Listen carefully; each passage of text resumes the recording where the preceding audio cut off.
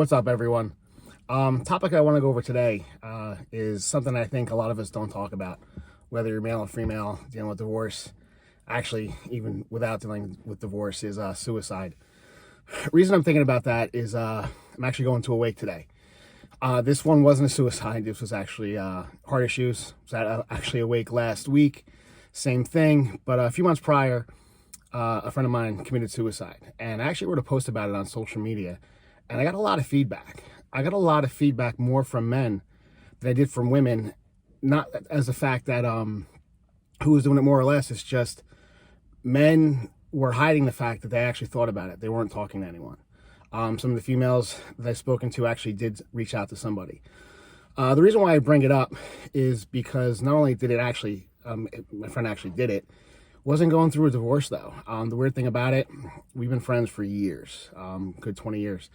And I don't know, we always try to get back in touch with one another. It was like 2 years we haven't seen one another.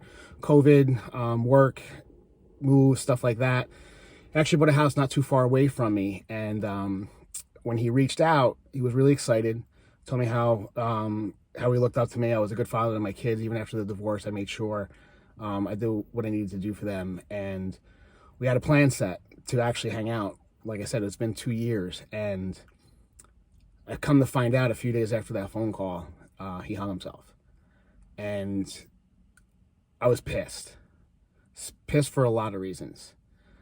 They say when you actually decide that you want to kill yourself, again, I don't know if this is true, but I've read this where you make peace with everyone, and you have this sense of elation because you have no more worries. And you reach out to people that you haven't spoken to. Again, I don't know if that's true, but he did reach out to me. And I guess I'm kind of pissed because we made plans. So why make plans if you're committed to actually do this act? So it kind of hurt. And I realized it wasn't my pain. It was his. He had his issues to deal with, and it was something that he decided to do. He left behind a girlfriend, family, brothers, sisters, mom, dad. And it was hard. But one thing I got to say is he kind of saved my life. When I was going through my divorce, I had a rough time. I felt bad because a family didn't work out. I felt like I failed. I know some of us do actually feel like we failed. As much as we want to place blame, we still failed at some point. I don't care who is fully at fault. We all have a role in what happened in our divorces. And I always wanted to make sure my kids were okay. And I busted my ass for 50-50. And I was working my ass off.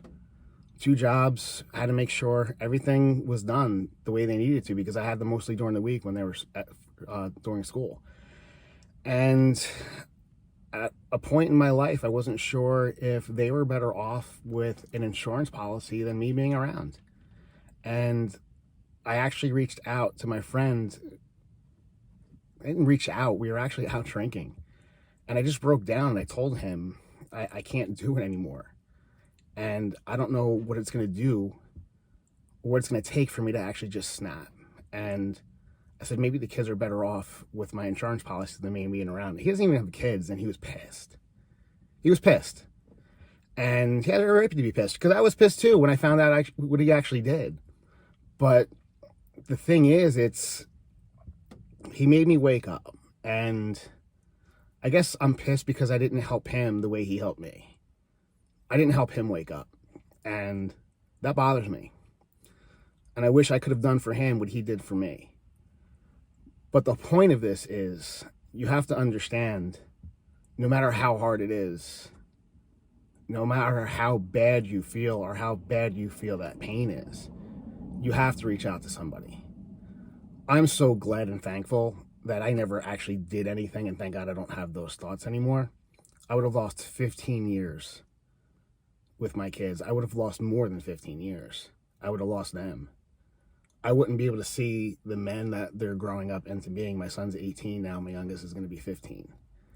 I wouldn't see the changes that he's made over the years. And as much as we think we're getting rid of our pain and our hurt because it's that bad for us, think about the shit that you're leaving behind. the people that you think don't care about you or think that might be a loser, or whatever you're thinking, that they're going to miss you. You don't realize that. You don't realize the pain you're leaving behind, the people you're leaving behind, the loved ones you're leaving behind. Because as alone as you think you are, as alone as those people felt that they were, when you go to the funerals, you see the line wrapped around the building. They don't.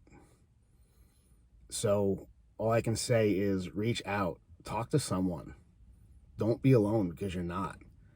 And I don't know what it is about us men not reaching out to other men, because there's a lot of things that we don't talk about.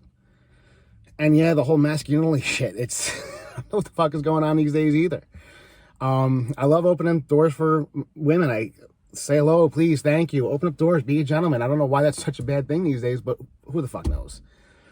But anyway, even eating disorders, it's a whole other topic I want to go over too, because we don't talk about shit. But it is good to reach out to your close friends and talk to them, because you don't understand. They might have been through the same thing you've been through. And the fact that the two of you don't know about it is because you really didn't open up. Hope this helps. Again, it was just spur of the moment because of what's been going on. And anybody's got any questions, comments, leave them, and talk to you guys soon.